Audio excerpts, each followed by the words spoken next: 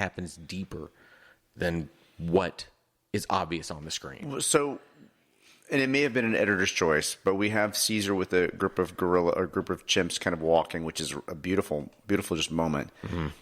And then we cut to a shot that I'm 100% certain was used in the title sequence, where it's blurry on the edges and everybody's kind of moving in. And then we cut back to Caesar with the chimps again. And it was just so jarring, like, wait, I've already seen this shot. Yeah. I've already seen this at the beginning. Yeah. And maybe it's because I'm watching a minute at a time, but it was just kind of too much. So Caesar, no, it's the same freaking mop buckets. So why are you upset about that? No, just because they went to Home Depot and bought their freaking orange buckets. Can't escape those freaking orange buckets. They're all over CrossFit gyms holding chalk. So Caesar is walking again with a group. He gets stopped briefly by a bunch of handlers with batons. We then cut to the scene of the mopping scene, which actually happened at the beginning, the opening credits. We saw the mopping. Which it would have been a better story writer / filmmaker would have somehow, this would have actually been the beginning of the movie. It's like a non-linear storytelling where the training montage that was happening in the beginning of the movie is actually this part here somehow. Yeah, that might have been nice. So, but the reason the shots feel familiar to me is, and you told me what it was, but I don't remember, where the edges of the film are blurry, and both those wide shots of them converging on the mopping thing have that blurry shot happening on the edges that is not evidence when they go to the tighter shots of everybody doing what their functions are. I would love to think that they had a purpose for this, but it just smacks of that they came up with one concept of how to tell this story, and that concept was we're going to have training facilities within the facilities where these people live. We're not going to explain that maybe they live in an enclosed area where they can't go anywhere else, and that's why the apes are trained there.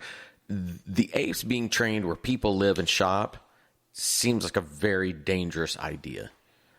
I mean, if we go to a slave film again, you're not going to... You would auction off the slaves where people would see it, but then the slaves would be taken to the plantations, those kind of things. And that's the story, and that's the truth of what occurred. If you're going to tell a version of that story, you should tell a version of that story. And that it makes no sense to me. I do want to give props for the last minute and this minute with everything that Roddy's doing with his mask and his face. He's doing some chewing motions. He's looking up.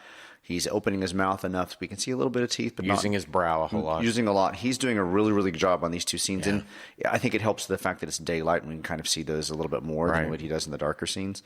But he really is working that mask. And it's almost like even more, and maybe it's because it's well lit, it's even more powerful than I've noticed before, just in terms of what he's doing. It feels like he's doing new tricks and techniques now that he's outside. You can tell this is technically his third time to be in that stuff, and he knows how it works. For what it's worth, there was supposed to be a night watch training moment that was cut. A squad of trainee apes, including Caesar, are lined up in a quadrangle before an ultramodern building of modern design. And Handler's supposed to say, "I'll be the visitor and you play the burglar." That sounds like a bizarre set. As an instructor approaches the house and is admitted by the assistant, Handler 1 stealthily approaches house, and he starts to climb the facade. Caesar is after him in a flash.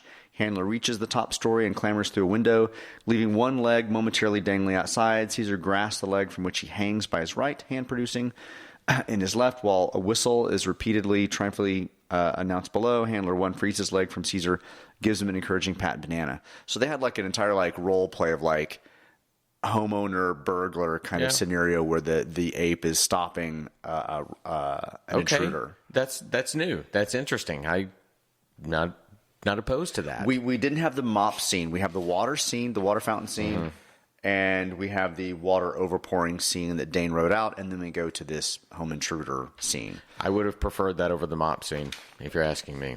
Yeah, but the mop, again, they cut back original shots from the beginning of them coming in, so they're just kind of... I'm sure you're absolutely right. They already had some coverage on that, and they just decided to use what they'd already shot and put it in. And obviously, what shot at the first of the film and what shot here are probably shot exactly at the same time over a matter of 2 or 3 days. It did make me think of the fact that we had the reused shots, and then we had Caesar in the shots that for these moments. Roddy's in his trailer hanging out for a little bit, and they call him in, and then Roddy goes back to his trailer, and then he comes back and does it again. Like, he was not apparent in the wides, and it was just kind of like, oh, they brought him in.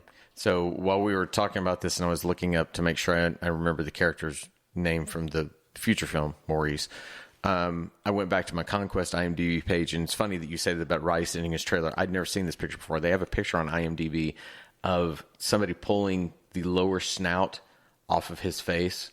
And it just something about sitting in the trailer. You said that it's like this creepy. It's pulled away from him. As the glue comes off, kind of stuff. Yeah, I'll show it to you. It's just kind of a creepy pic, but at the same time, he's sitting around in his trailer. Got the smoking going on. Right. And then, yeah, exactly. wham. It gets called. All right, come out. We need you to mop.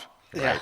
So speaking of mopping, why is Caesar again not trying to keep his head down? He should have been mopping and then accidentally mopped the guard's shoes just to show that he's not perfect. Well, that's gonna be relevant later on. Yes. But right now, I mean, he's not even showing anybody. He's not even He's just doing. The apes are not responding to him in any way that makes me think that Exactly. he's doing this to help something. Yeah. Again, if you go back and watch Charlton Heston's performance in Ten Commandments as he begins to assert himself as the leader, it isn't immediate. He doesn't just step up and go, here I am, let me take care of everything. You build that, and these times should be that each time Caesar does a little bit more and more apes. One of them, maybe it's we see an ape. You put something visual so we know that we're seeing the same one, but they one time and then the next time they grab a hand and like, look, you see that? Can you imagine a scenario going through these same 3 training cycles